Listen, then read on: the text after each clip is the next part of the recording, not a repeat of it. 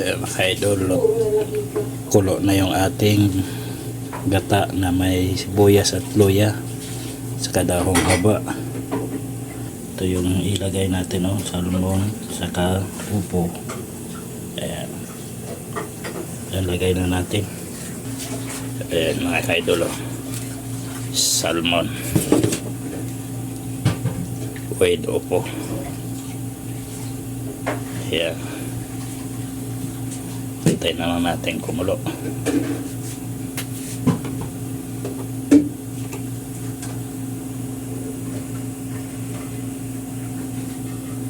Yung mga kaidol, hintay na natin maluto yan konti, tapos ilagay na natin yung upo natin. Right, kaidol, ayan na, medyo luto ni ating salmon. Ilagay na natin tong ating upo. Ayan,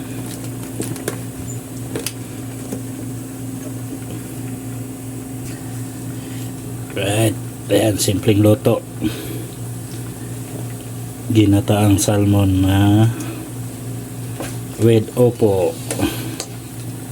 Ayan mga idol, tayin lang natin maluto yung ating opo at okay na yan. Simpleng luto lang yan. Ayan, pakuluin lang natin. Right, ayan mga idol, malapit na maluto yung opo. Ayan yung ating salmon. Ayan, simpleng lang yan, gata, ginataang salmon with opo. Ayan, konting kulo na lang yung opo at tayo ay maghahapunan na. Ayan, alright, yummy talaga yan, puro gulay. Alright, ayan mga kaidol, tikman na natin. Para kung kulang yung ating timpla, lagyan natin konting patis. Kulang konti, konting-konti lang mga kaidol, okay na yan.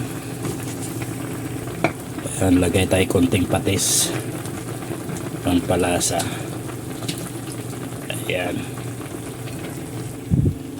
ayan, haluin lang natin para manuot yung patis sa ilalim. Maluto na yung ating opo mga kaidol, pwede na tayo maghapunan. Yan, simpleng lang yan mga kaidol, pinakulo ko yung gata na may sibuyas at saka luya saka siling haba na green. Ayan, ayan, tikman natin uli kung tama na ba yung ating patis.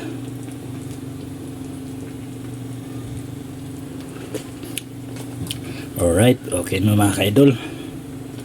Ayan, pwede na. Hanggang dito na lang. God bless you all. Bye bye.